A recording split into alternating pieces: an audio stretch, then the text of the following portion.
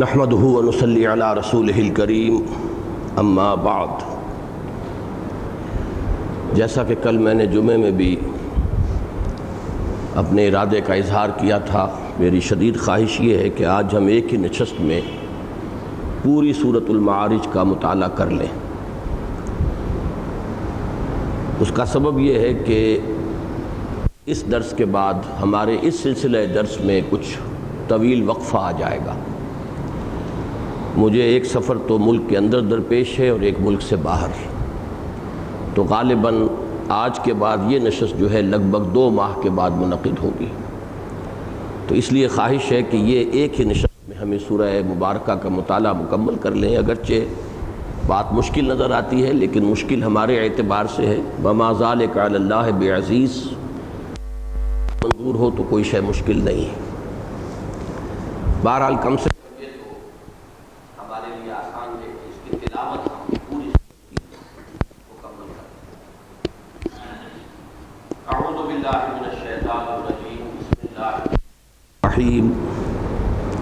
سأل سائل بعذاب واقع للكافرين ليس له دافع من الله ذي المعارج تعرج الملائكة والروح إليه في يوم كان مقداره 50,000 سنة فاصبر صبرا جميلا إنهم يرونه بعيدا ونراه قريبا يوم تكون السماء كالمهل وتكون الجبال كالإحن ولا يسأل حميم حميما يبصرونهم يود المجرم لو يفتدي من عذاب يومئذ ببنيه وصاحبته وأخيه وفصيلته التي تؤويه ومن في الأرض جميعا ثم ينجيه كلا إنها لظى نزاعة للشوى تدعو من أدبر وتولى وجمع فأوعى إن الإنسان خلق هلوعا إذا مسه الشر جزوعا وَإِذَا مَسَّهُ الْخَيْرُ مَنُوعًا إِلَّا الْمُصَلِّينَ الَّذِينَ هُمْ عَلَى صَلَاتِهِمْ دَائِمُونَ وَالَّذِينَ فِي أَمْوَالِهِمْ حَقٌّ مَّعْلُومٌ لِلسَّائِلِ وَالْمَحْرُومِ وَالَّذِينَ يُصَدِّقُونَ بِيَوْمِ الدِّينِ وَالَّذِينَ هُمْ مِنْ عَذَابِ رَبِّهِمْ مُشْفِقُونَ إن عذاب ربهم غير مأمون والذين هم لفروجهم حافظون إلا على أزواجهم أو ما ملكت أيمانهم فإنهم غير ملومين فمن ابتغى وراء ذلك فأولئك هم العادون والذين هم لأماناتهم وعهدهم راعون والذين هم بشهاداتهم قائمون والذين هم على صلاتهم يحافظون أولئك في جنات مكرمون فما للذين كفروا قبلك مهطعين عن اليمين وعن الشمال عزين أيطمع كل امرئ منهم أن يدخل جنة نعيم كلا إنا خلقناهم مما يعلمون فلا أقسم برب المشارق والمغارب إنا لقادرون على أن نبدل خيرا منهم وما نحن بمسبوقين فذرهم يخوضوا ويلعبوا حتى يلاقوا يومهم الذي يوعدون يوم يخرجون من الأجداث سراعا كأنهم إلى نصب يوفضون خاشعة أبصارهم ترهقهم ذلة ذلك اليوم الذي كانوا يوعدون۔ صدق اللہ العظیم۔ رب اشرح لی صدری ویسر لی امری واحلل عقدۃ من لسانی یفقہوا قولی اللہم ربنا الہمنا رشدنا واعذنا من شرور انفسنا اللہم ارنا الحق حقا وارزقنا اتباعہ وارنا الباطل باطلا وارزقنا اجتنابہ اللہم ربنا زدنا ایمانا وہدا وعلما نافعا وعملا صالحا ورزقا حلالا طیبا آمین یا رب العالمین۔ پچھلے درس میں نے اپنی اس رائے کا تیقن اور جزم کے ساتھ اظہار کیا تھا کہ سورۃ القلم اور سورۃ الحاقہ یہ آپس میں جوڑے کی حیثیت رکھتی ہیں۔ اس کے ضمن میں جو شواہد اور جو دلائل میں نے پیش کیے تھے ان میں ایک بہت اہم نقطہ ہے جو رہ گیا تھا۔ میرا خیال تھا کہ وہ میں درس کے آخر میں بیان کروں گا، لیکن وہ اس کے بعد ذہن سے اتر گیا، اسے نوٹ کر لیجئے۔ چونکہ نسبت زوجیت کے بارے میں نے بار بار وضاحت کی ہے کہ ان دو چیزوں کو ہم آپس میں جوڑا قرار دے سکتے ہیں کہ جن میں ایک طرف تو مشابہت بھی بہت ہو اور دوسری طرف ایک کمپلیمنٹری ریلیشن شپ ہو کہ دونوں مل کر کسی مضمون کی تکمیل کرتی۔ اس میں جو میں نے مختلف شواہد اس وقت پیش کیے تھے ان میں جو بات رہ گئی تھی وہ یہ کہ سورہ نون کے آغاز میں بھی اور اختتام پر بھی کفار کا یا معاندین کا حضور صلی اللہ علیہ وسلم کے بارے میں یہ شبہ یا الزام نقل ہوا ہے کہ آپ معاذ اللہ ثم معاذ اللہ نقل کفر نہ باشد کہ آپ مجنون ہیں، جبکہ سورۃ الحاقہ کے دوسرے رکوع میں جو دو باتیں الزاماً کہی گئی ہیں وہ یہ کہ آپ شاعر ہیں اور یہ در حقیقت قرآن آپ کا اپنا کلام ہے، یا یہ کہ آپ کاہن ہیں، کاہنوں کی طرح تک بندی کر کے جس طرح وہ اپنے لوگوں پر اور اپنے جو بھی معتقدین ہیں ان پر اثر انداز ہوتے ہیں، ایسے ہی آپ کوشش کر رہے ہیں۔ اب ان میں وہی نسبت ہے جیسے معوذتین میں آپ کے علم میں ہے کہ مضمون ایک ہی ہے تعوذ، لیکن ایک تعوذ ہے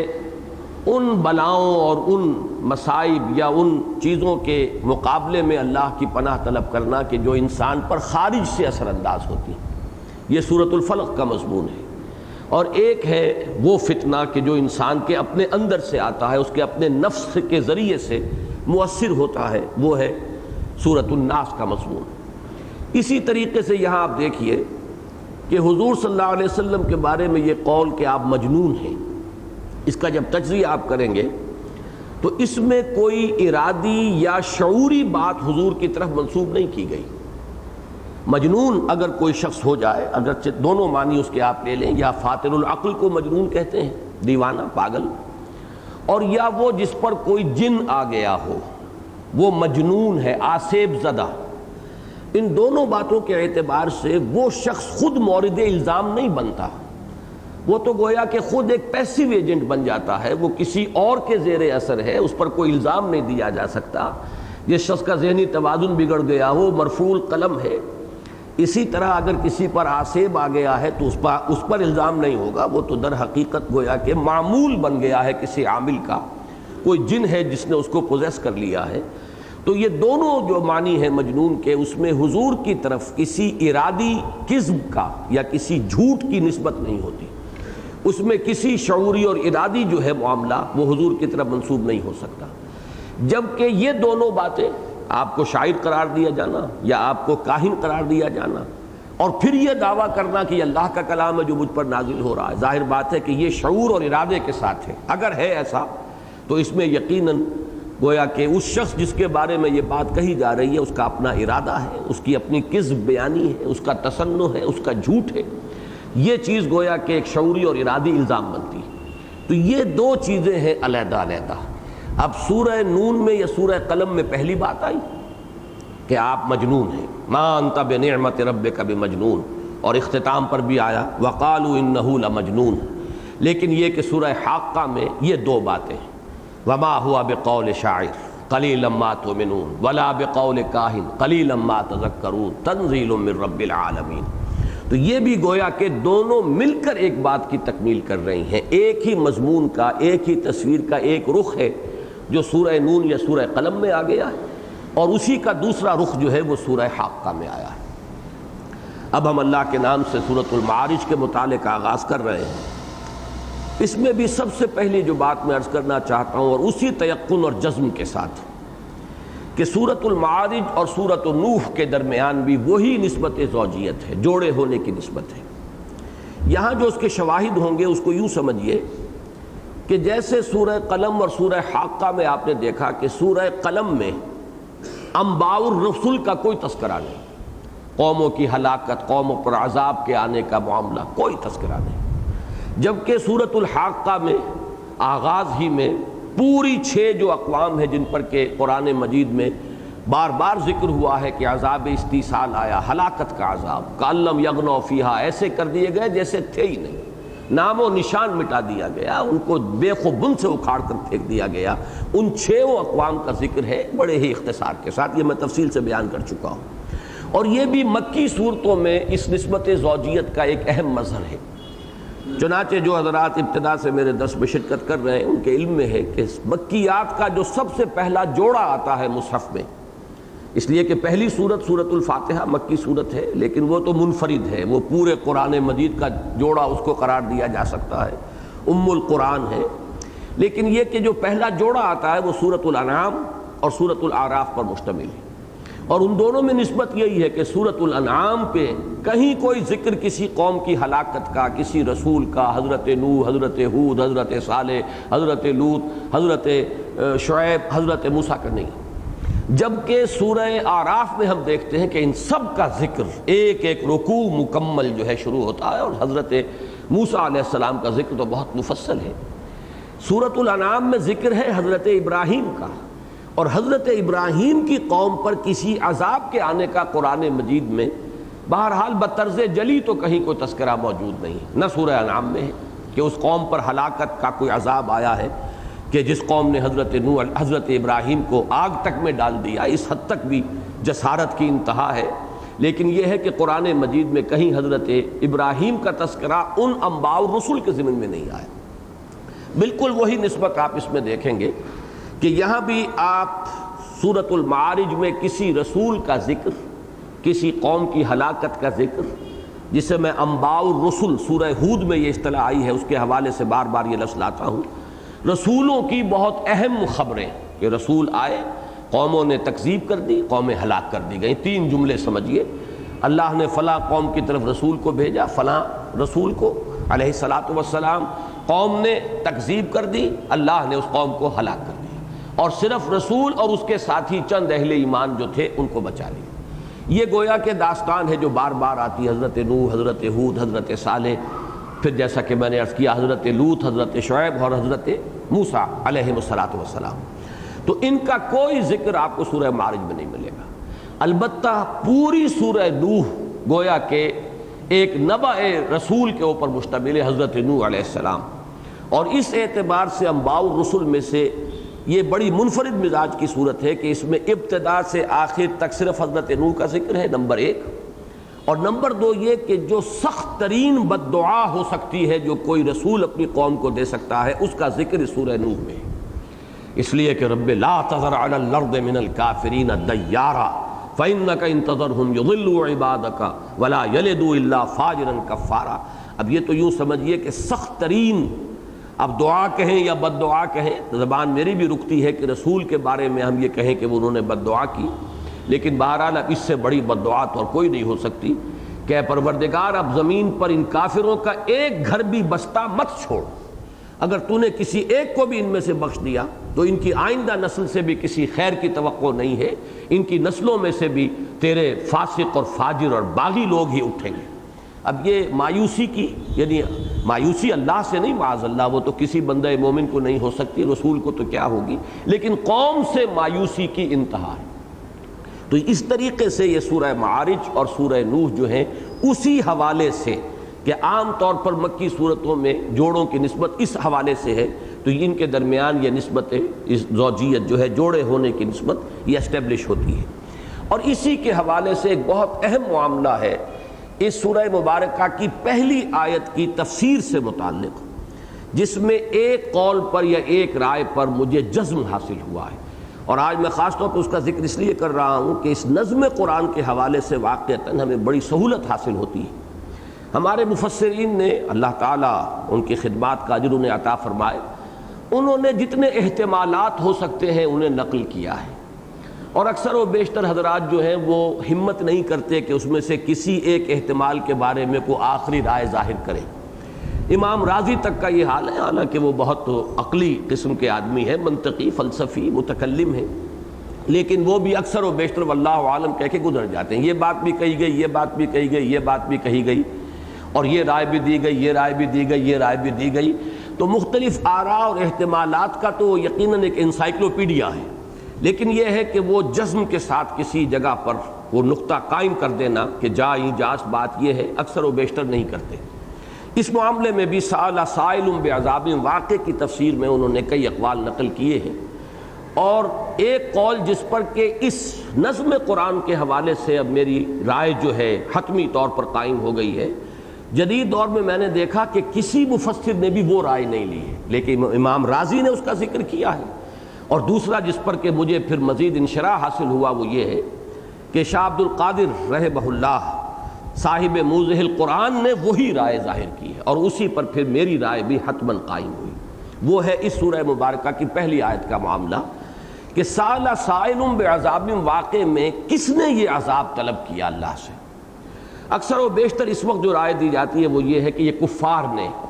جیسے کہ ابھی میں تفصیلاً بھی عرض کر دوں گا، یہ کفار نے استہزاءً استعجالاً تنگ آ کر لے آؤ محمد عذاب ہم پر، اب جو جس عذاب کی ہمیں دھمکیاں دے رہے ہو ہمارے کان پک گئے ہیں سن سن کر، کب آئے گا وہ عذاب، لے آؤ عذاب۔ یہ قرآن مجید میں متعدد مواقع پر یہ مضمون آیا ہے، اور جدید دور کے اکثر مفسرین نے یہاں پر وہی بات مراد لی ہے۔ لیکن وہ رائے جو دوسری میں عرض کر رہا ہوں کہ جو امام راضی نے اس کا تذکرہ کیا ہے، اور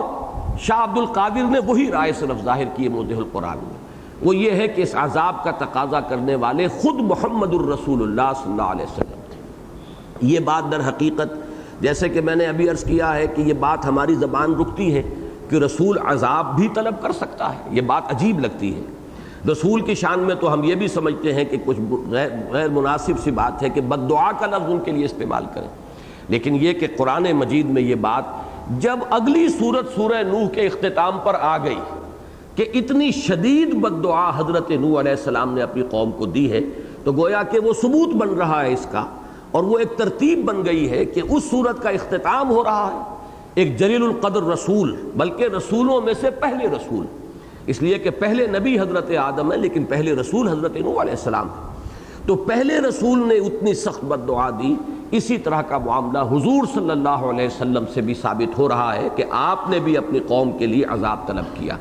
یہ رائے بڑی عجیب لگتی ہے، خصوصاً جو جدید صرف تفسیریں پڑھ رہے ہیں، تراجم پڑھ رہے ہیں، ان کے لیے بالکل نئی بات ہوگی، اسی لیے میں نے پوری تفصیل کے ساتھ حوالہ دے دیا ہے کہ امام راضی نے یہ رائے نقل کی ہے بہت سے احتمالات میں سے ایک احتمال کے طور پر، لیکن شاہ عبد القادر نے موضح القرآن میں حتمی طور پر یہی رائے ظاہر کی ہے۔ اسی کے حوالے سے ایک بات اور تمہیداً نوٹ کر لیجئے کہ اگرچہ یہ جو گروپ ہے مکی صورتوں کا، من حیث المجموع یہ رائے ہے کہ یہ اکثر و بیشتر یہ صورتیں جو ہیں بالکل ابتدائی دور میں نازل ہوئیں، لیکن اس سورہ مبارکہ کے بارے میں میری رائے جو بنتی ہے وہ یہ ہے کہ یہ مکی دور کے وسطی جو ثلث ہے اس میں، یعنی سن 5-6 کے آس پاس یہ صورت نازل ہوئی، اس لیے کہ اس میں رد و قدح کا انداز ہے۔ یہ رد و قدح ابتدا میں نہیں ہوا ہے، ابتدا میں یہ بات تو کہی گئی، معلوم ہوتا ہے کہ دماغی توازن بگڑ گیا، معلوم ہوتا ہے کہ کچھ آسیب کا اثر ہو گیا۔ یہ بات جو ہے جیسا کہ میں نے کہا اس میں کوئی کذب یا تصنع کا الزام نہیں تھا، نسبت نہیں تھی حضور پر، اور یہ خالص ہمدردی کے انداز میں بھی کچھ لوگوں نے یہ بات کہی، اچھے بھلے آدمی تھے، کیا ہوا ہے نہیں، خام خواہ یہ جا کر جو ہے غار حرا میں بیٹھتے رہے، معلوم ہوتا ہے کہ کوئی آسیب جو ہے اس کا اثر ہو گیا ہے یا کوئی توازن جو ہے ذہنی بگڑ گیا ہے۔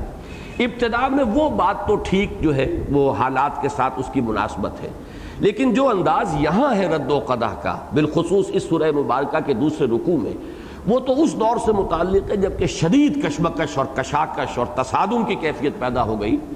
فما للذین کفروا قبلک مہطعین عن الیمین وعن الشمال عزین، کیا ہو گیا ہے ان کافروں کو، آپ پر پلے پڑ رہے ہیں، جھپٹ جھپٹ کر آتے ہیں اور آپ کے اوپر جو ہے حملہ آور ہوتے ہیں۔ تو یہ کیفیت جو ہے جو نقشہ کھینچا گیا ہے اس میں، وہ ابتدائی دور کا نہیں۔ اس اعتبار سے بھی، اور جب یہ تفسیر میرے سامنے ہے کہ سأل سائل بعذاب واقع، تو ظاہر بات ہے کہ اگر اس کی نسبت حضور کی طرف ہے تو یہ بھی ابتدائی دور میں تو نہیں ہو سکتی، یہ اسی وقت ہو سکتی ہے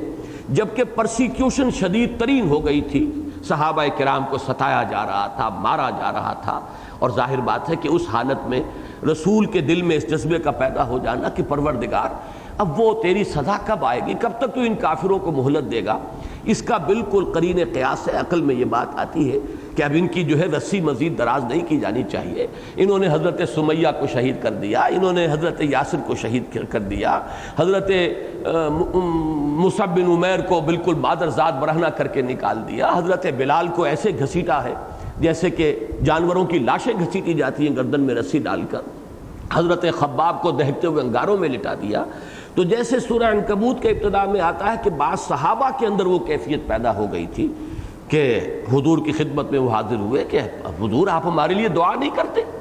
لیکن اب ہمارے لیے یہ حالات ناقابل برداشت ہو رہے ہیں۔ تو یہ چیز خلاف قیاس نہیں ہے کہ اس زمانے میں کبھی حضور صلی اللہ علیہ وسلم کے دل میں بھی یہ جذبہ پیدا ہوا ہو کہ پروردگار اب انہوں نے تو اپنی سی کر لی، جو کچھ یہ کر سکتے تھے کر گزرے، ان کا خبث باطن وہ تو ظاہر ہو چکا، ان کا کفر، ان کا تمرد، ان کا تکبر، ان کا عناد، یہ سب کچھ جو ہے ظاہر ہو چکا ہے، تو وہ اب عذاب جو ہے آ جانا چاہیے۔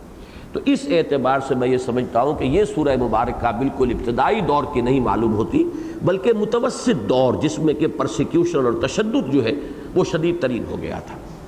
اب آئیے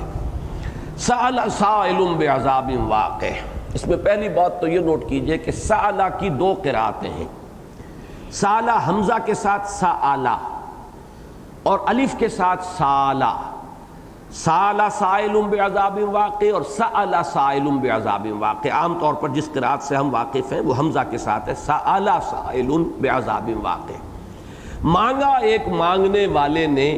وہ عذاب کے جو واقع ہو کر رہنا ہے، وہ تو آنا ہے، سزا تو آئے گی، لیکن یہ کہ کسی مانگنے والے نے جلدی کی ہے، جلدی مانگ لیا ہے۔ یہ بات بڑی اچھی بات حضرات نے لکھی ہے کہ یہ بات جو ہے اس کے اندر استعجال کا مفہوم موجود ہے، یستعجلونک بالعذاب، اے نبی یہ آپ سے عذاب کی جلدی مچا رہے ہیں، جلدی کر رہے ہیں۔ تو یہ بات جو ہے یہ در حقیقت اس کی تضمین کر رہا ہے کہ اس میں ایک مطالبہ، اور مطالبے میں بھی شدت اور استعجال، جلدی کا رنگ ہے۔ تو جنہوں نے تو اسے سالہ پڑھا ہے، بہت شاذ ہے یہ قرأت، ان کے نزدیک تو سالہ یسیلو کے لفظ بنتا ہے، اس کے معنی ہے کسی چیز کا بہ نکلنا، سالت اودیتن، جب بارش آتی ہے پہاڑی علاقے کے اندر تمام وادیاں بہ نکلتی ہیں، ہر وادی کے اندر ایک نالا جو ہے پانی کا وہ بہ نکلتا ہے۔ تو اس کے معنی ان حضرات نے یہ کیے ہیں کہ یہ جہنم کی وادیوں میں سے ایک وادی ہے، اور خبر یہ دی جا رہی ہے کہ اے مسلمانوں، اے نبی اکرم صلی اللہ علیہ وسلم، اور اے کافروں،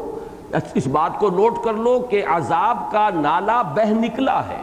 اب وہ یہ کہ کب تک وہ پہنچے گا تم تک یہ علیحدہ بات ہے، لیکن یہ کہ وہ عذاب کا نالا، عذاب کی وادی بہ نکلی ہے، وہاں سے اس کا اجرا ہو چکا ہے۔ سال سائل بعذاب واقع، بہ نکلا ایک بہ نکلنے والا ایک عذاب کے ساتھ کہ جو واقع ہو کر رہنا ہے۔ اب صرف گویا کہ it's a time of question only, it's a question of time only, کہ کب تک وہ ہوتا ہے، اس کے کب تک اس کا پہنچ جانا ہے تم تک، باقی اس کا جو ہے اجرا ہو چکا ہے۔ یہ تو ہے سالہ اگر الف کے ساتھ پڑھا جائے، لیکن جو جمہور کی قرأت ہے وہ ہے سأل سائل بعذاب واقع، مانگا ایک مانگنے والے نے وہ عذاب کے جو واقع ہو کر رہنے والا ہے۔ اب یہ مانگنے والا کون ہے؟ اس میں ایک رائے جو آج کل آپ جتنی بھی اردو تراجم پڑھیں گے، اردو تفسیریں پڑھیں گے، ان میں آپ کو وہی رائے ملے گی، اور وہ یہ ہے کہ یہ کفار کی طرف در حقیقت اس کی نسبت ہے، چونکہ یہ بات آئی ہے قرآن مجید میں سورۃ میں نے کہیں نوٹ کی تھی آیات، یہ نضر بن حارث، اس کے بارے میں قرآن مجید میں یہ قول آیا ہے سورہ انفال میں کہ اس نے یہ عذاب مانگا تھا، فَإِنَّهُ قَالَ اللہم ان کان ھذا ھو الحق من عندک فامطر علینا حجارۃ من السماء او ائتنا بعذاب علیم۔ یہ سورۃ الانفال کی آیت نمبر 32 ہے۔ نضر ابن حارث یہ حضور کے مخالفین میں سے ایک بڑا شدید مخالف تھا، اور اس نے یہ انداز اختیار کیا تھا جس کا کہ غزوہ بدر کے بعد جب سورہ انفال نازل ہوئی اس میں ذکر ہے کہ اللہ اگر یہ محمد حق ہیں صلی اللہ علیہ وسلم اور جو کچھ یہ کہہ رہے ہیں وہ حق ہے، اور اگر واقعی جو کلام یہ پیش کر رہے ہیں وہ تیرا کلام ہے، تو ہم پر بارش برسا دے پتھروں کی یا کوئی اور عذاب بھیج دے۔ یہ اصل میں ان کا اپنے عوام کے اوپر یہ اثر پیدا کرنے کی ایک کوشش تھی کہ ہم حقیقتاً نہیں مانتے محمد کو کہ یہ اللہ کے رسول ہے۔ ایسا نہیں ہے کہ ہمارے دل میں یہ گمان ہو کہ یہ رسول ہو سکتے ہیں اور ہم کسی تعصب کی وجہ سے، ضد کی وجہ سے، کسی ہٹ درمی کی وجہ سے ہم صرف ان کا انکار کر رہے ہیں، اس لیے کہ اگر ایسا ہوتا تو ہم کبھی اللہ سے یہ دعا نہ مانگتے کہ اللہ اگر یہ سچے ہیں تو ہم پر عذاب نازل فرما دیں۔ تو یہ در حقیقت ان کا ایک ہتھ کنڈا تھا اپنے عوام کو قائل کرنے کا اپنے خلوص کے بارے میں، کہ ہم جو مخالفت کر رہے ہیں خلوص سے کر رہے ہیں، ہم کسی بھی درجے میں ہم یہ تسلیم نہیں کر سکتے کہ یہ اللہ کے رسول ہیں۔ اگر کسی درجے میں بھی شائبہ بھی ہوتا گمان کا تو کبھی بھی ہم یہ دعا نہ کر سکتے کہ اللہ اگر یہ سچے ہیں تو ہم پر عذاب نازل فرما دے۔ تو یہ قول تو ہے نضر ابن حارث کا۔ ایک اور قول بھی آیا ہے اور وہ سورہ شعراء میں ہے، اور اس وہ ابو جہل کا قول ہے کہ پروردگار ہم پر عذاب نازل فرما دے، اور یہ سورہ شعراء کی آیت نمبر 87 ہے۔ بہرحال یہ دو حضرات کا، دو اشخاص کا کفار میں سے قول نقل ہوا ہے، اور اکثر اردو تفاسیر نے اسی کو نقل کیا ہے۔ لیکن دوسری رائے جس کو کہ بین جزم کے ساتھ اختیار کیا وہ یہ کہ یہ عذاب مانگنے والے خود محمد الرسول اللہ صلی اللہ علیہ وسلم، کہ اللہ اب ان کی رسی مزید دراز نہ کر، انہیں ڈھیل نہ دے۔ اس کی بڑی مناسبت ہے آگے چل کر فوراً آ رہا ہے۔ اکثر و بیشتر یہ جو صورتیں ہیں اس گروپ کی، ان کے آخر میں آتا ہے صبر کی تلقین کا معاملہ، جیسے سورہ نون میں ہم پڑھ چکے ہیں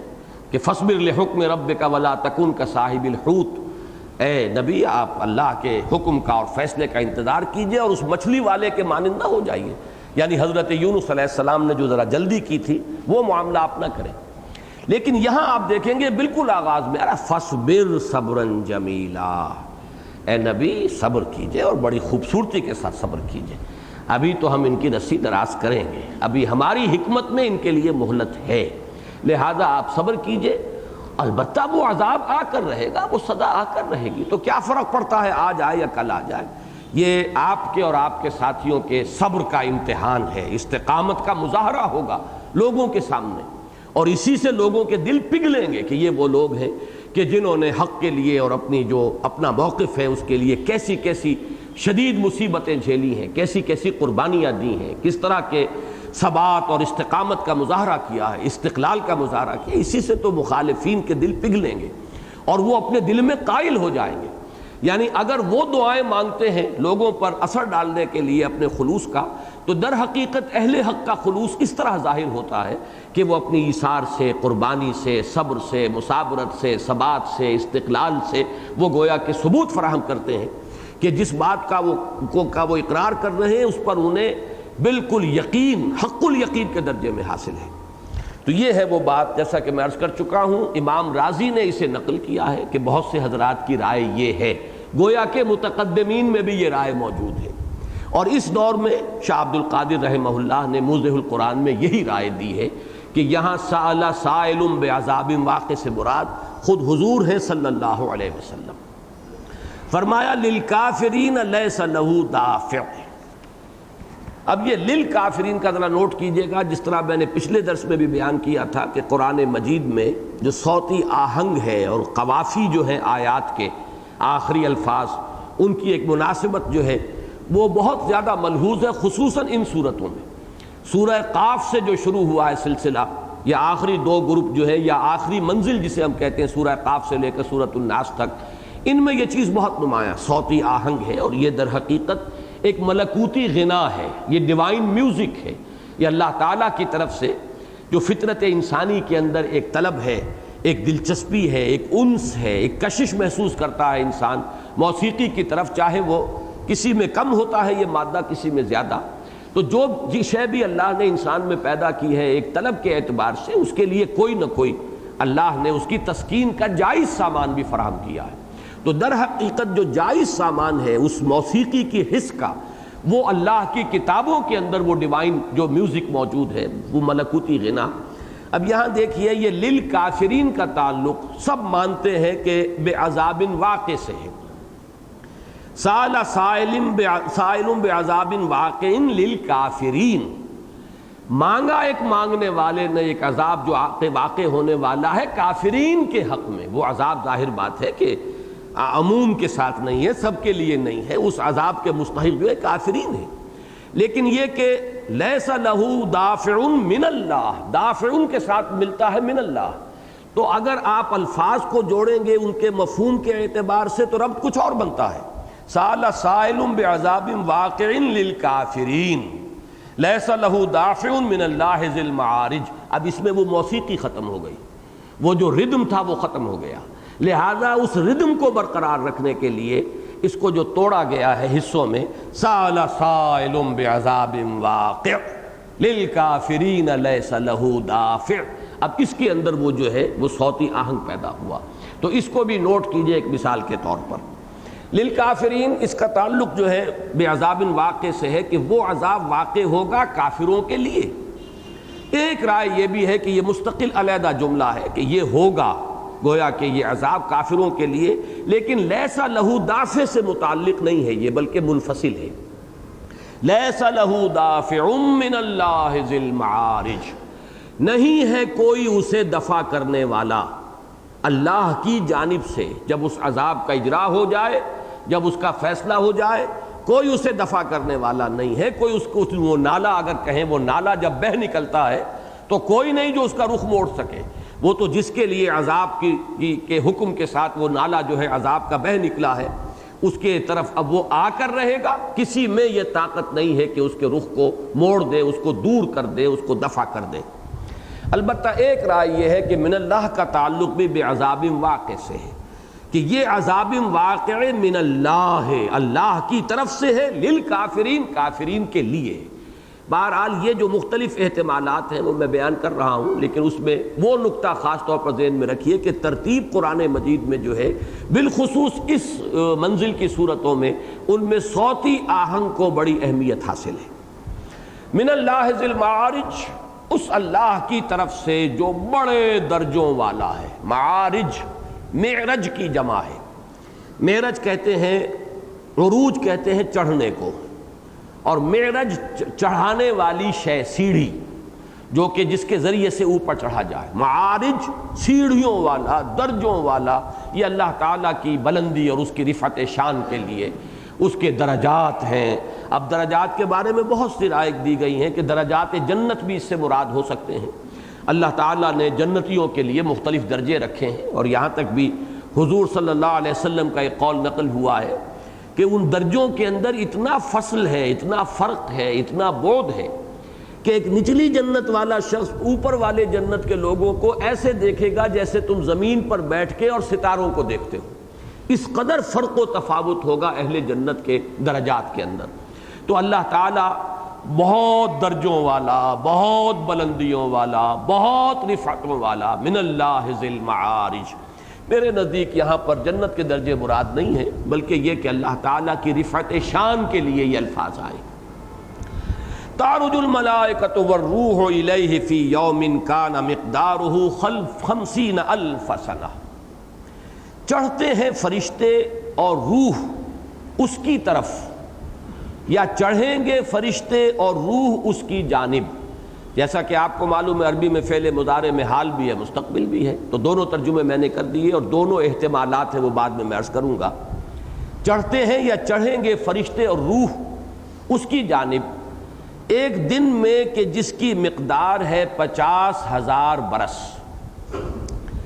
یہ آیت مبارکہ جو ہے یہ مشکلات القرآن میں سے ہے، اور میں نے کافی غور کیا ہے، اور یہ چند دن جو ہے یہی آیت میرے ذہن کے اوپر چھائی رہی ہے، میں غور و فکر کرتا رہا ہوں۔ آج پھر میں نے مزید اس کے بارے میں تو ایک رائے میری بنی ہے، وہ میں آپ کے سامنے، لیکن میں اسے اس جزم کے ساتھ نہیں پیش کر رہا، وہ اغلباً والی بات ہوگی اس لیے کہ قرآن مجید کے بہت سے ایسے مقامات ہیں کہ جہاں بالآخر انسان کو گھٹنے ٹیک کر واللہ عالم کہنا پڑتا ہے، اللہ کو بہتر معلوم ہے، اور اس میں ظاہر بات ہے کہ وہ سارے احتمالات جو ہیں ان کو سامنے رکھا جا سکتا ہے۔ البتہ اس میں جو تفسیر سے متعلق ایک چیز ہے، پہلے اس کو سمجھ لیجئے کہ روح سے مراد کیا ہے۔ ملائکہ کا مفہوم بالکل واضح ہے، یہ قرآن مجید کی ایک ایسی عام اصطلاح ہے کہ جس کے بارے میں کوئی اشتباہ نہیں ہو سکتا، فرشتے۔ اب روح سے مراد کیا ہے، اس کے بارے میں متعدد اقوال ہیں۔ ایک قول کہ جو اکثر متکلمین کا اور اکثر مفسرین کا ہے وہ تو یہ ہے کہ الروح سے مراد ہے حضرت جبرائیل۔ روح القدس بھی کہا گیا انہیں قرآن مجید میں، ایدناہ بروح القدس، اور الروح الامین، نزل بہ الروح الامین علی قلبک، اس قرآن کو نازل ہوا ہے لے کر روح الامین، یا اتارا ہے روح الامین نے، یعنی حضرت جبرائیل نے علیہ الصلاۃ والسلام۔ ایک رائے یہ ہے کہ اس سے مراد ہے ارواح انسانی، اور روح یہاں پر گویا کہ جمع کے لیے آ رہا ہے، تمام انسانوں کی ارواح۔ ایک تیسری رائے اور بھی ہے، اور یہ زیادہ تر ہمارے ہاں جو متصوفین ہیں انہوں نے اپنے کشف کی بنیاد پر یہ رائے دی ہے، اور شاہ ولی اللہ دہلوی رحمۃ اللہ علیہ نے بھی، مجھے یاد پڑتا ہے کہ حجت اللہ البالغہ میں یہی رائے دی ہے، اور بعض روایات بھی ملتی ہیں اس کے حق میں کہ یہ روح جو ہے، الروح، یہ ایک خاص نورانی ایک ہستی ہے کہ جو گویا کہ ایک طرح کا جیسے کہ سٹور ہاؤس ہوتا ہے، یا بجلی گھر ہے جہاں سے کہ بجلی کے مختلف لائنیں جو ہیں وہ جاری ہیں،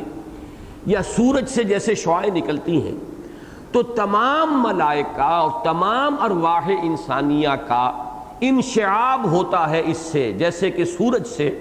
جیسے کہ شعاعیں نکلتی ہیں، تو تمام انسانی ارواح اور ملائکہ کا بھی انہی سے ایک طرح کا ظہور ہے، یا بروز ہے، یا خروج ہے، جیسے کہ کرنیں نکل رہی ہوں سورج سے۔ ایک یہ رائے ہے کہ جو دی گئی ہے، اور یہ رائے چونکہ جو ہمارے متصوفین ہیں کچھ انہوں نے اپنے کشف کی بنیاد پر، بعض روایات ایسی ہیں کہ ان میں اس کا تذکرہ موجود ہے کہ یہ کوئی ایسی روحانی ایک وجود رکھنے والی کوئی ہستی ہے کہ جس کی سینکڑوں زبانیں ہیں، اور جس کے سینکڑوں بولیاں وہ بولنے والی ہے، یعنی تمام نوع انسانی کے اندر جتنی بولیاں بولی جاتی ہیں، یہ جو شے ہے یا یہ جو ہستی ہے، وجود ہے، یہ گویا کہ ان تمام بولیوں کی بولنے والی ہستی ہے۔ اس لیے کہ تمام انسانوں کی ارواح کا اگر اسی سے ہو رہا ہے ظہور اور انشعاب کہیں گے، جیسے کہ سورج سے جو کرنیں پھوٹتی ہیں، تو ایک رائے یہ ہے۔ یہ میں صرف ایک علمی اور معلوماتی انداز میں آپ کے سامنے رکھ رہا ہوں، اس لیے کہ ہمارے ہاں بعض متقدمین اور بالخصوص کہ جو کشف پر زیادہ ایک دار و مدار رکھنے والے ہیں اپنے علم کا، ان کے ہاں یہ چیز موجود ہے۔ البتہ یہ کہ حضرت جبرائیل اور ارواح انسانیہ، ان میں سے یہاں کیا چیز مراد ہے، اس میں نوٹ کیجئے کہ سورۃ القدر میں بھی یہ لفظ آیا ہے اسی طرح سے، تنزل الملائکۃ والروح فیہا بإذن ربہم من کل امر سلام ہی حتی مطلع الفجر۔ وہاں ظاہر بات ہے کہ روح سے مراد انسانی ارواح نہیں ہو سکتی، انسان تو یہاں ہے۔ لیلۃ القدر میں جو نزول ہوتا ہے تو وہ ظاہر بات ہے فرشتوں کا ہے، اور حضرت جبرائیل علیہ السلام، اور حدیث سے صحیح ہے، بہت مستند، بہت قوی، کہ 70,000 فرشتوں کے جلوہ میں حضرت جبرائیل نازل ہوتے ہیں وہ لیلۃ القدر میں۔ تو اس آیت مبارکہ میں تو بالکل معین ہو گیا کہ یہاں الروح سے مراد جو ہے حضرت جبرائیل ہے، اور اس کو پھر ہمارے مفسرین کہتے ہیں کہ یہ عطف الخاص علی العام ہے، کیونکہ وہ بھی ایک فرشتہ ہے، تو فرشتوں پر جب عطف کیا گیا تو ایک خاص یعنی مقام رکھنے والا، خاص مرتبت رکھنے والی یا فرشتہ جو ہے اس کا علیحدہ سے ذکر کیا۔ تنزل الملائکۃ والروح فیہا بإذن ربہم من کل امر سلام۔ لیکن ایک دوسری آیت جو ہے سورہ نبا کی، اس کے آخر میں جو آئی ہے، وہاں پورا احتمال موجود ہے کہ الروح سے مراد تمام انسانوں کی ارواح ہو، اس لیے کہ وہاں میدان حشر کا نقشہ کھینچا گیا ہے، یوم یقوم الروح والملائکۃ صفا لا یتکلمون الا من اذن له الرحمن وقال صوابا۔ جس دن کے کھڑے ہوں گے تمام فرشتے اور تمام ارواح انسانیہ حاضر ہوں گی اس وقت اللہ تعالیٰ کے دربار میں، اور ان میں سے کسی کو چوں کرنے کا دم نہیں ہوگا، کسی کو بات کرنے کی جرت نہیں ہوگی سوائے اس کے کہ جسے اللہ تعالیٰ کی طرف سے اجازت مرحمت ہو جائے، اور وہ بھی صحیح بات کہے گا، کوئی غلط بات نہیں کہہ سکے گا۔ یہاں پر ظاہر بات ہے کہ گمان غالب محسوس ہوتا ہے کہ ملائکہ کے ساتھ یہاں ارواح انسانیہ کا ذکر ہے کہ جو وہاں پر کھڑے ہوں گے اپنے اس آخری محاسبے کے لیے۔ بہرحال اسی پر گمان کرتے ہوئے میرے نزدیک اس آیت مبارکہ میں بھی الروح سے مراد جو ہے وہ ارواح انسانیہ ہے۔ پھر میں عرض کروں گا واللہ اعلم۔ البتہ یہ کہ تعرج الملائکۃ والروح الیہ فی یوم کان مقدارہ 50,000 سنہ، اس میں اس یوم سے کیا مراد ہے؟ دیکھیے قرآن مجید میں 2 اور آیات ہیں کہ جن میں اللہ تعالیٰ نے ایک دن کا ذکر کیا ہے کہ وہ دن تمہارے حساب سے 10,000 سال کے برابر ہے، اللہ کا ایک دن۔ یہ دونوں آیات جو ہیں یہ نوٹ کر لیجئے، سورۃ الحج میں فرمایا آیت نمبر 47، یستعجلونک بالعذاب، اے نبی یہ لوگ آپ سے عذاب کی جلدی مچا رہے ہیں کہ عذاب جلدی لے آؤ۔ اس اعتبار سے اگر سأل سائل بعذاب واقع میں وہ نضر ابن حارث یا ابو جہل کو مراد لیا جائے تو اس آیت کے بہت قریب آ جاتا ہے مضمون۔ یستعجلونک بالعذاب ولن یخلف اللہ وعدہ، اور اللہ تعالیٰ اپنے وعدے کے خلاف کرنے والا نہیں ہے، عذاب تو آ کر رہے گا۔ وَإِنَّ يَوْمًا عِندَ رَبِّكَ كَأَلْفِ سَنَةٍ مِّمَّا تَعُدُّونَ، لیکن اے نبی آپ کے رب کے ہاں ایک دن تمہارے حساب سے 10,000 سال کے برابر، 1,000 سال کے برابر ہے۔ اب یہ ہے در حقیقت وہ بات کہ اللہ تعالیٰ یہاں جو تاثر دے رہے ہیں کہ تمہارے پیمانے چھوٹے ہیں، تم گھبرا جاتے ہو، تم سالوں دنوں کے حساب سے ناپتے ہو، عذاب نہیں آیا، اتنے سال ہو گئے، 4 سال ہو گئے، 5 سال ہو گئے، 6 سال ہو گئے، سختیاں جھیلتے ہوئے۔ اللہ کا پیمانہ بہت بڑا ہے، اللہ کا دن جو ہے وہ 1,000 سال کا ایک دن ہوتا ہے، وہ اپنے پیمانوں سے ناپتا ہے، تم اپنے پیمانوں سے ناپتے ہو، لہذا تمہیں یہ ذہن میں رکھنا چاہیے کہ اللہ کی تقویم بہت بڑی ہے۔ یہی مضمون سورہ سجدہ میں آیا ہے، یدبر الامر من السماء الى الارض ثم یعرج الیہ فی یوم کان مقدارہ 1000 سنۃ مما تعدون۔ اللہ تعالیٰ تدبیر فرماتا ہے اپنے امر کی آسمان سے زمین کی طرف، اور پھر وہ اللہ تعالیٰ کے امر کی تدبیر اور اس کی تنفیذ ہونے کے بعد پھر لوٹتا ہے وہ امر اللہ کی طرف، یعنی اس کام کے متعلق رپورٹس اور اس کے بارے میں فرشتوں کی طرف سے جو چیزیں جو ہیں تنفیذ امر کے بارے میں پھر لوٹتی ہیں۔ فرمایا وہ اس دن میں لوٹتی ہیں کہ جس کی مقدار تمہارے حساب سے جو تم گنتے ہو تو وہ 1000 برس کی ہوتی ہے۔ یعنی اللہ تعالیٰ کا اس دنیا میں جو نظام چل رہا ہے، اس میں جو اس کی سکیمز بنتی ہیں، جو اس کی پلاننگ ہے، وہ کوئی ایک دن کی نہیں ہوتی، وہ 10,000 برس کا معاملہ ہے، اور وہ اللہ کے ہاں ایک دن کے مانند ہے۔ اس کی ایک سکیم بنتی ہے، تدریجاً جو ہے اس کی تنفیذ ہوتی ہے، اور اس کے پھر اثرات جو ہیں وہ ظاہر ہوتے ہیں، پھر اللہ تعالیٰ کا کوئی دوسرا امر آتا ہے۔ میں آج سوچ رہا تھا کہ ہمارے ہاں یہ الف ثانی کی اصطلاح جو چلی ہے وہ چلی تھی الف اول کے مقابلے میں، کہ اکبر نے اپنے دین الہی کو پیش کیا تھا اس خیال کے ساتھ کہ یہ دین محمد جو تھا صلی اللہ علیہ وسلم یہ صرف 1000 سال کے لیے تھا۔ اب وہ 1000 سال پورے ہو گئے، لہذا وہ شریعت محمدی کا دور ختم ہو گیا، دین محمدی کا دور ختم ہو گیا، اب ایک نیا دین چاہیے، دوسرا 1000 سال آ گیا۔ گویا کہ یہ پیریڈ بھی میں سمجھتا ہوں کہ اس کو کان میں اگر کسی نے یہ بات پھونکی ہے یا اس کے دل میں خود یہ خیال آیا ہے تو شاید اس آیت مبارکہ سے بھی اس نے اپنے اس غلط استدلال کے لیے کوئی اساس یا بنیاد تلاش کی ہو کہ اللہ تعالیٰ کے معاملات 1000 سال کے جو ہے وہ طے ہوتے ہیں۔ یدبر الامر من السماء الى الارض ثم یعرج الیہ فی یوم کان مقدارہ 1000 سنۃ مما تعدون۔ تو اب اس نے کہا کہ وہ الف اول ختم ہوا، 1000 برس کے لیے ایک امر تھا وہ پورا ہو گیا، اس کی تدبیر جو ہونی تھی ہو چکی، اب ایک نیا امر جو ہے وہ درکار ہے۔ اسی کے حوالے سے پھر ہمارے ہاں اصل میں جو ہمارے علماء ہیں انہوں نے الف ثانی کی اصطلاح استعمال کی، حضرت مجدد الف ثانی کے حوالے سے کہ مجدد الف ثانی شیخ احمد سرہندی، کہ اگر ہے بھی معاملہ تو یہ دوسرے 1000 سال میں تجدید ہوگی اسی دین کی جو محمد الرسول اللہ صلی اللہ علیہ وسلم لے کر آئے تھے، کسی نئے دین کا معاملہ نہیں، کوئی نئی شریعت نہیں، کوئی نیا دین الہی نہیں، بلکہ وہی دین محمدی ہے جس کی تجدید ہوگی، اور اس تجدید کے اندر اہم ترین مقام جو ہے وہ حاصل ہے، اور اہم ترین مؤثر شخصیت جو ہے وہ حضرت شیخ احمد سرہندی رحمۃ اللہ علیہ کی۔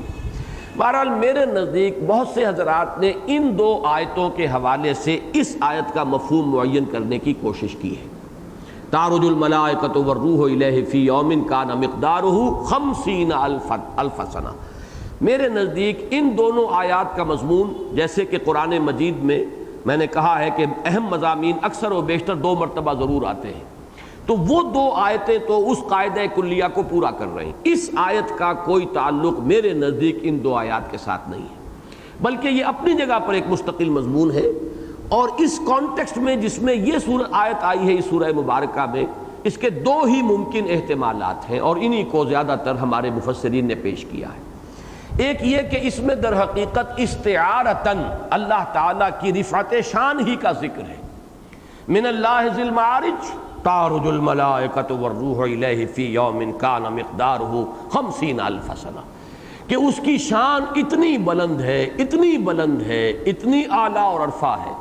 کہ فرشتے اور روحیں اس کا تقرب حاصل کرنے کے لیے بھی اگر تمہارے حساب سے اس مسافت کا اگر ہم اس کا کوئی اندازہ تمہیں دینا چاہیں تو ایک تمثیل کے پیرائے میں تمہاری وہ مسافت 50,000 برس میں جو طے ہو سکتی ہے، اتنا وہ بعد اور فصل ہے۔ اللہ تعالیٰ کی بارگاہ اتنی بلند ہے، اتنی اعلیٰ ہے، اتنی عرفہ ہے۔ اس کو ہم کہیں گے صرف ایک تشبیہ ہے، استعارہ ہے، تمثیل ہے، صرف اللہ تعالیٰ کی رفعت شان کے لیے۔ یہ تعویل اور توجیہ جڑ جاتی ہے ما سبق کے ساتھ، من اللہ ذی المعارج، اور ذی المعارج کا کیا تصور تم قائم کر سکتے ہو؟ اس کی بارگاہ کی بلندی کا کیا تصور تم قائم کر سکتے ہو؟ تمہارے تو فہم سے ماورا ہے، وراء الورا ہے، ثم وراء الورا ہے۔ البتہ یہ کہ ایک ہلکا سا تصور قائم کر لو کہ فرشتوں اور ارواح کو بھی اس کا تقرب حاصل کرنے کے لیے جو مسافت طے کرنی پڑتی ہے، اس مسافت کا تم اپنے حساب سے اگر کوئی تصور قائم کرنا چاہو تو وہ ہوگی جو تم 50,000 برس میں طے کر سکو۔ یہ گویا کہ اللہ کی رفعت شان کے لیے ایک تمثیلی پیرائے میں استعارہ ہے۔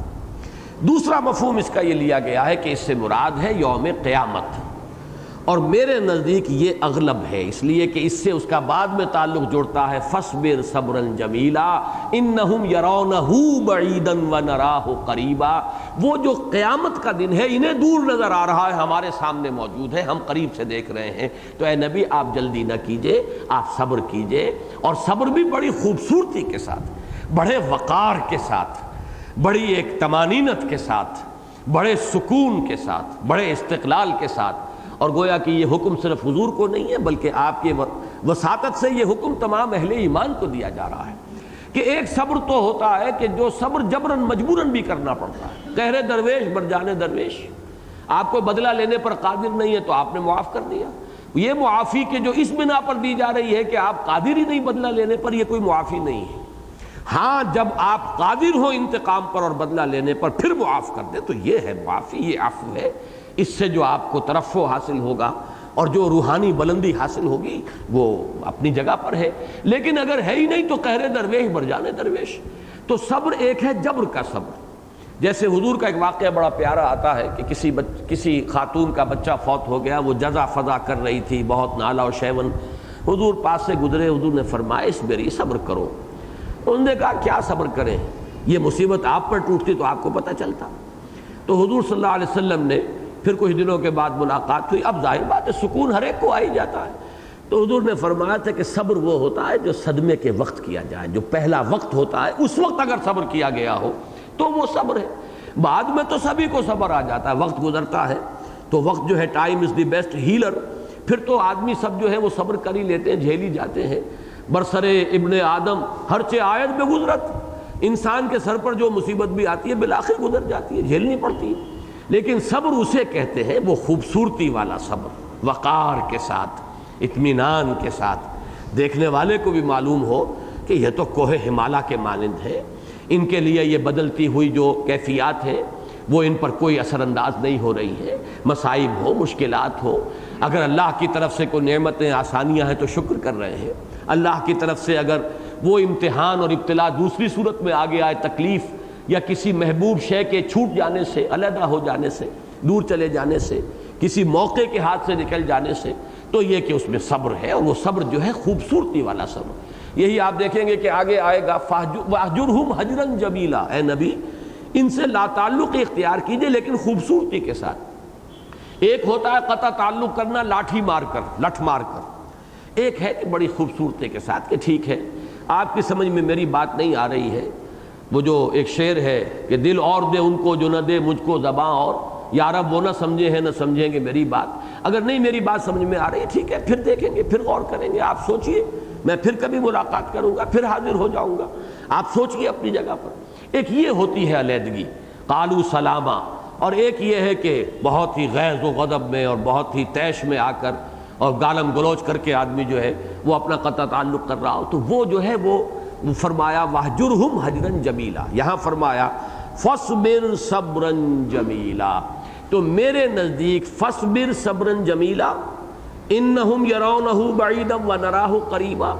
در حقیقت ان کے اعتبار سے وہ فی یوم کان مقدارہ 50,000 سنہ، اس سے مراد ہے یوم قیامت۔ اور یہ چیز جو ہے ہمارے اکثر متقدمین نے اس کو نقل کیا ہے کہ یہ دن بہت لمبا ہوگا، بلکہ اب میرا ذہن منتقل ہوا ہے کہ سورہ مزمل میں بھی آیا ہے یوم یجعل الولدان شیبا، وہ دن کے جو بچوں کو بوڑھا کر دے گا، یعنی وہ دن جو ہے اس کی طوالت یا اس کے شدائد، اس کا ہول جو ہے اتنا ہولناک ہوگا کہ بچے بوڑھے ہو جائیں گے، یا وہ اتنا طویل ہوگا کہ بچے بوڑھے ہو جائیں گے۔ تو طوالت کے لیے مختلف تاثرات یا تصورات جو ہیں وہ مختلف الفاظ میں دیے گئے ہیں، تو یہاں بھی جو فرمایا گیا ہے کہ وہ 50,000 سنہ کی مقدار ہے۔ البتہ ایک حدیث ہے، اگرچہ اس کی سند بہت زیادہ قوی نہیں ہے، لیکن یہ کہ اس کا مضمون ایسا ہے کہ جس میں وضع حدیث کے لیے کوئی قرینہ موجود نہیں ہے، کہ ایسی کوئی حدیث جو ہے خام خواہ کوئی گھڑے گا کاہے کے لیے، اس کے اندر حدیث گھڑنے کے جو مختلف اسباب ہوتے ہیں ان میں سے کوئی موجود نہیں ہے۔ البتہ یہ کہ سند قوی نہیں ہے۔ اس حدیث میں فرمایا گیا ہے کہ بندہ مومن کے لیے وہ دن اپنی تمام تر طوالت کے باوجود اتنا ہلکا اور مختصر ہوگا جیسے کہ کوئی شخص جو ہے ایک فرض نماز ادا کر لے، اس سے زائد جو ہے بار نہیں ہوگا اس پر، اسے اس سے زیادہ اس کی طوالت کا احساس نہیں ہوگا۔ اب یہ چیزیں بھی آج بخوبی ہماری سمجھ میں آ سکتی ہیں کہ در حقیقت تو احساس ہے، یہ تمام چیزیں ریلیٹیو ہیں۔ آپ کسی کا انتظار کر رہے ہوں تو ایک ایک سیکنڈ جو ہے وہ بڑی مشکل سے گزرتا ہے، معلوم ہوتا ہے کہ گھڑیاں جو ہے ہجر کی اور انتظار کی وہ طویل ہوتی چلی جا رہی ہیں۔ اور اگر کہیں آپ کو راحت ہے، خوشی ہے، اطمینان ہے، تو خوشی کی گھڑیاں ایسے گزر جاتی ہیں کہ پتہ ہی نہیں چلتا، وہاں گھنٹے منٹوں میں گزرتے ہیں اور وہاں منٹ جو ہے وہ سالوں میں گزرتے ہیں۔ تو یہ سارا جو ہے در حقیقت انسان کے داخلی احساس کے اوپر اس کا دار و مدار ہے کہ وہ دن ان لوگوں کے لیے، کافرین کے لیے وہ اتنا طویل ہو جائے گا 50,000 سنہ، لیکن یہ ہے کہ اہل ایمان کے لیے اس حدیث میں آیا کہ وہ ایسے ہوگا جیسے کسی بندہ مومن نے ایک فرض نماز ادا کر لی۔ فَاصْبِرْ صَبْرًا جَمِيلًا، بہرحال اس کے باوجود جو کچھ میں نے عرض کیا ہے، یہ آیت جو ہے تَعْرُجُ الْمَلَائِکَةُ وَالرُّوحُ إِلَيْهِ فِي يَوْمٍ كَانَ مِقْدَارُهُ 50,000 سنہ، میرے نزدیک مشکلات القرآن میں سے ہے۔ اس کے بارے میں زیادہ سے زیادہ اغلباً ایک رائے دی جا سکتی ہے، اس سے زائد جزم کے ساتھ، یقین کے ساتھ بات کوئی کہنا بہت مشکل ہے۔ فَاصْبِرْ صَبْرًا جَمِيلًا، تو اے نبی آپ صبر کیجئے اور خوبصورتی کے ساتھ صبر کیجئے۔ وہ میں عرض کر چکا ہوں، انسان ایک کوہ وقار نظر آ رہا کہ جھیل رہا ہے اور برداشت کر رہا ہے، اور اس کا ظرف جو ہے اتنا وسیع ہے اور عمیق ہے کہ ان سب کو وہ برداشت کر رہا ہے۔ انہم یرونہ بعیدا ونراہ قریبا، وہ دیکھتے ہیں اس کو بہت دور اور ہم دیکھتے ہیں قریب۔ اس میں یرونہ یا نراہ، یہ جو ضمیر منصوب ہے، مفعول کی ضمیر، اس کے بارے میں اگرچہ ایک رائے یہ بھی ظاہر کی گئی ہے کہ اس کا مرجع ہے عذاب واقع،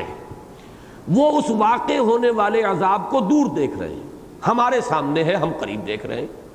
لیکن میرے نزدیک یہاں پر ان حضرات کی رائے سے مجھے اتفاق ہے جو اسے یوم قیامت سے متصل مان رہے ہیں کہ یہ جو ضمیر ہے یہ راجع ہے یوم القیامہ کی طرف، کہ وہ اسے دور سمجھتے ہیں، بہت دور ہے، اور ہم بھی اکثر و بیشتر سمجھتے ہیں ابھی بہت دور ہے۔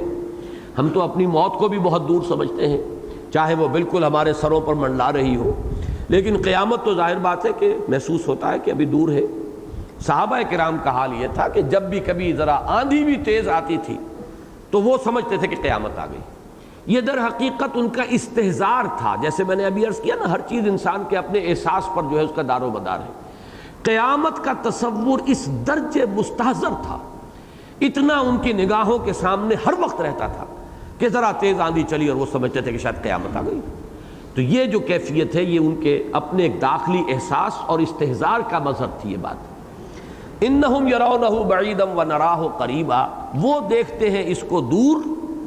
ہم دیکھ رہے ہیں اس کو بالکل قریب. اس کے حوالے سے اصل میں جو فلسفہ اضافیت ہے، ریلیٹیوٹی، آئنسٹائن نے جس کو ایک بہت بڑے اور اہم فلسفے کی حیثیت سے مدون کیا ہے، جس سے کہ فزکس کی دنیا میں تو انقلاب آ گیا ہے. واقعہ یہ ہے کہ وہ ایک ایرا تھا جو ختم ہوا جسے نیوٹونین ایرا کہا جاتا ہے، اور یہ آئنسٹائن کا ایک بالکل نیا ایرا ہے فزکس کی دنیا میں کہ جو شروع ہوا ہے. یہ کہ ہر شے اعتباری ہے، ہر شے اضافی ہے،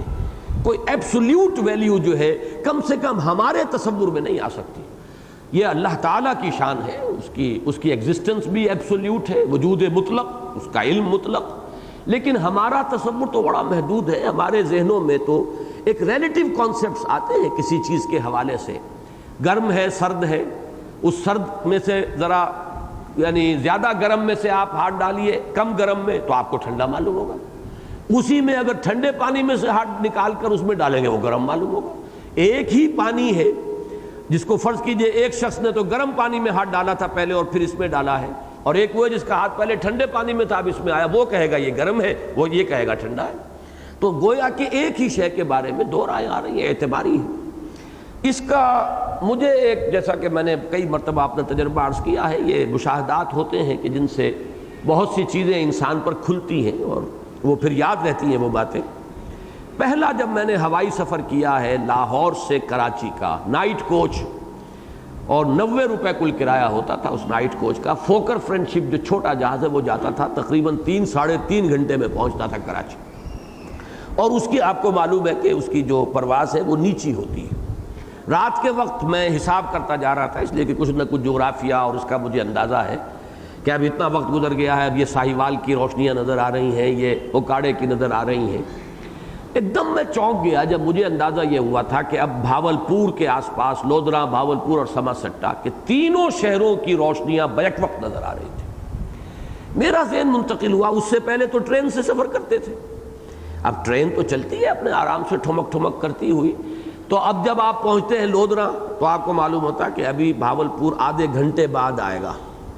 ابھی بھاولپور اتنی دور ہے. پھر آپ بھاولپور پہنچتے ہیں تو آپ کو معلوم ہے لودھرا اتنا پیچھے رہ گیا، اور آگے سما سٹا اتنی دیر میں آئے گا، ابھی اور آدھے گھنٹے کے بعد آئے گا. تو ہمارا جو مشاہدہ ہے ٹرین میں سفر کرنے کی وجہ سے، اور اگر کوئی چھکڑے میں سفر کر رہا ہو تو وہ تو کہے گا کہ ابھی جو ہے ایک دن کی مسافت پر ہے لودھرا سے بھاولپور، اور بھاولپور سے پھر ایک دن مزید کی مسافت کے اوپر آئے گا سما سٹا. وہ ہمارے تصورات تھے کہ جو اس حوالے سے بنے ہوئے تھے میرے ذہن میں. تو میں چونکا کہ یہ تو بیک وقت میں دیکھ رہا ہوں، آنے واحد میں میری نگاہوں کے سامنے بھاولپور بھی ہے، سما سٹا بھی ہے، لودھرا بھی ہے. اس وقت جو ہے وہ ذہن منتقل ہوا ان آیات کی طرف، انہم یرونہ بعیدا ونراہ قریبا. اللہ کے لیے کوئی نہ ماضی ہے نہ مستقبل ہے، اللہ کے لیے صرف حال ہے، آنے واحد میں ہر شے موجود ہے. ما کانا بھی وما یکون بھی، جو کچھ ہو چکا ہمارے لیے وہ ماضی ہے، اللہ کے لیے کوئی ماضی نہیں. جو کچھ ہوگا وہ ہمارے لیے مستقبل یا مستقبل ہے، لیکن یہ کہ اللہ کے لیے کوئی مستقبل نہیں. اللہ کے لیے تو ایک ہی زمان ہے. یہ اسی کو فلسفے میں پیور ڈیوریشن کہا جاتا ہے، پیور زمان مطلق، پیور ڈیوریشن. اور اس کے اندر کوئی مرور کا تصور نہیں ہے، گزرنے کا تصور نہیں ہے، ماضی، حال اور مستقبل کی تقسیم نہیں ہے. یہ تقسیمیں ہیں ہمارے اعتبار سے کہ یہ ماضی ہو گیا، اب یہ حال ہے، وہ آگے آنے والی شے مستقبل ہے. تو یہ چیز جو ہے اس کو ذہن میں رکھیے. اس آیہ مبارکہ کی طرف ذہن منتقل ہوا تھا میں اس مشاہدے کے نتیجے میں، اور یہ کہ پھر ہر شے جو ہے ہمارے جو تصورات بنے ہیں ہمارے مشاہدات کی بنیاد پر، ان میں ایک اضافیت جو ہے وہ اس کا ایک جزو لازم ہے، جبکہ اللہ تعالیٰ ہر ریلیٹیوٹی سے اور ہر اضافیت سے ما وراء الورا ثم وراء الورا، اس کے لیے کوئی اس طرح کی نسبت جو ہے وہ نہیں۔ انہم یرونہ بعیدا ونراہ قریبا۔ اب یہ کون سا ہے؟ اب دیکھیے ثابت ہو رہا ہے کہ در حقیقت ذکر ہو رہا ہے قیامت کا۔ میں احتمالات آپ کو بتا رہا ہوں، لیکن میری رائے جو ہے وہ یہ ہے کہ اس سے مراد یوم قیامت، یوم کان مقدارہ 50,000 سنہ، یوم القیامہ۔ انہم یرونہ بعیدا ونراہ قریبا، یہ بھی یوم القیامہ۔ اب اس یوم القیامہ کا نقشہ کھینچ دیا گیا، تصویر حال۔ یوم تکون السماء کالمہل وتکون الجبال کالعہن ولا یسأل حمیم حمیما۔ وہ دن کہ جس دن آسمان ہو جائے گا جیسے تیل کی تلچھٹ۔ اب یہ تین معنی ہیں جو لیے گئے، اب یہ لغت کا مسئلہ ہے اصل میں، اور لغت ظاہر بات ہے کہ ہم اس میں کیا اپنی عقل لڑائیں گے، یہ تو وہی شے ہے جو منقول ہے، وہ ہم نقل کر سکتے ہیں۔